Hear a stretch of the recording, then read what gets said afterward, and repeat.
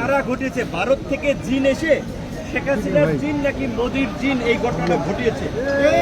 তাই আমরা পুলিশ প্রধান এবং সেনা প্রধানকে পরিষ্কারভাবে বলতে চাই, আপনারা যদি এই ঘটনায় নির্দেশনা দিয়ে না থাকেন, আপনাদের অধীনস্থ সেনাবাহিনী পুলিশের ঊর্ধ্বতন কর্তৃপক্ষ যদি এই বর্বরোচিত হামলা, যেটা হত্যার উদ্দেশ্যে পরিচালিত হয়েছে, এই হামলা নির্দেশনা দিয়ে না থাকে, তাহলে কারা দিয়েছে, কোথা থেকে এই ঘটনার নির্দেশনা এসেছে, সেই ঘটনার একটা নিরপেক্ষ তদন্ত করে জড়িতদেরকে বিচারের মুখোমুখি করবেন, এটা আমাদের প্রত্যাশা।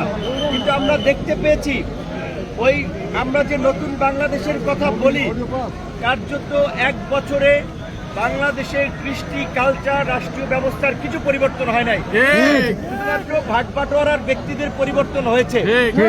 এই যে এই ঘটনার মতো এই মুহূর্তে একটা আলোচিত এবং সেন্সিটিভ ঘটনা, একটা দলের প্রধানকে কার্যালয়ের সামনে এইভাবে আঘাত করা হয়েছে।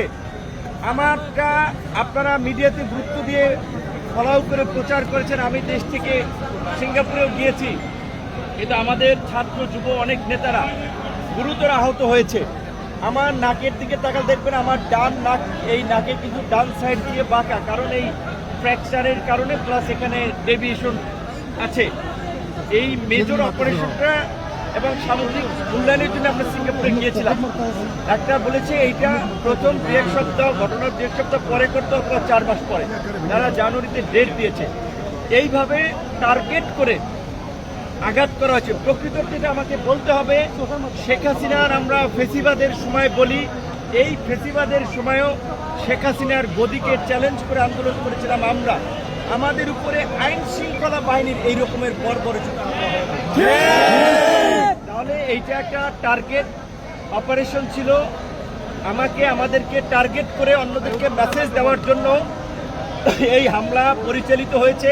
তাই আমি অন্যান্য রাজনৈতিক দল, গণ অভ্যুত্থানের আন্দোলনকারী নেতৃবৃন্দকেও বলবো, আপনারা যদি পরবর্তী সিরিয়ালে পড়তে না চান, এই ঘটনায় যেই জড়িত থাকুক, যত বড় ক্ষমতাধর ব্যক্তি জড়িত থাকুক, তাকে বিচারের মুখোমুখি করতে হবে, চাকরিচ্যুত করতে হবে। কিন্তু দুঃখজনক আমরা দেখতে পাচ্ছি, ওই গতানুগতিক তদন্ত কমিটি গঠিত হয়েছে, মিটিং চলছে, প্রতিবেদন আলোর মুখ দেখে না। এই যে প্রায় 35 দিন হয়ে গেছে, একটা বিচার বিভাগীয় তদন্ত কমিশন করেছে, তাও তাদের কর্মকাণ্ড কিন্তু আমরা গাফিলতি দেখতে পাচ্ছি। আমরা বর্তমান প্রধান উপদেষ্টা থেকে শুরু করে উপদেষ্টা, অন্যান্য আইন শৃঙ্খলা বাহিনীর ঊর্ধ্বতন কর্তৃপক্ষকে স্মরণ করিয়ে দিতে চাই, একটি বিতর্কিত নির্বাচন করায় সাবেক নির্বাচন কমিশনার নুরুল হুদার গলায় কিন্তু জুতার মালা পরানো হয়েছে। সাবেক প্রধান বিচারপতি বাইতুল মোকাররম ইমাম পালিয়ে গেছে দেশ থেকে। সুতরাং এই 29শে আগস্টের ঘটনার বিচার না হলে অনেকেই, আমরা যদি বেঁচে থাকি, রাস্তায় অপমানিত হবেন, অপদস্থ হবেন, এবং ভবিষ্যতে তাদের গলায় গামছা আমরা পরাবো। আমরা সরকারকে সহযোগিতা করছি, আমরা এই সরকার দ্বারা কোনো বেনিফিট হই নাই, আমরা সরকারের ভাগ বাটোয়ারার অংশীদার হই নাই। যাদেরকে সরকার ভাগ বাটোয়ারা সমঝোতা করে এই পর্যন্ত একটা পরিস্থিতি তৈরি করার চেষ্টা করেছে, সেটা কিন্তু দেখা গেছে এখন কিন্তু দেশের মধ্যে বিশৃঙ্খলা হচ্ছে, নির্বাচন নিয়ে বিভাজন, পাহাড়ে অস্থিতিশীল পরিস্থিতি। কাজেই এখন যদি একটা সুষ্ঠু নির্বাচন, বহুল আকাঙ্ক্ষিত নির্বাচন, সেই নির্বাচন যদি না হয়, তাহলে কিন্তু দেশ আবার একটা সংকটে পড়বে। সেই সুষ্ঠু নির্বাচন কিভাবে হবে? একটা দলের প্রধানকে যদি এইভাবে আক্রমণ করে তার নেতা কর্মীদের সহ, এবং দেখেছেন তারপরে আমাদের শ্রমিক অধিকার পরিষদের সভাপতি, তাকেও আক্রমণ করেছে গাজীপুরে, তাহলে কি হচ্ছে?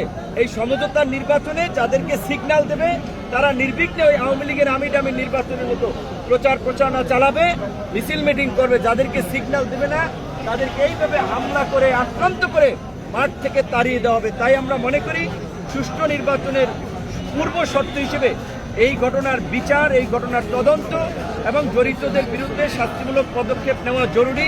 অন্যথায় আগামীতে যে সুষ্ঠু নির্বাচন হবে সেটা আমরা বলতে পারি না।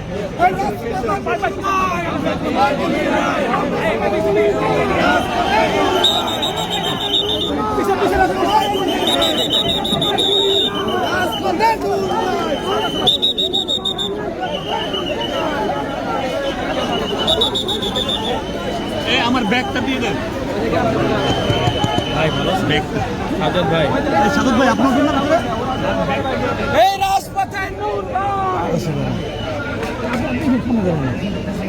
না ওপাশে হ্যাঁ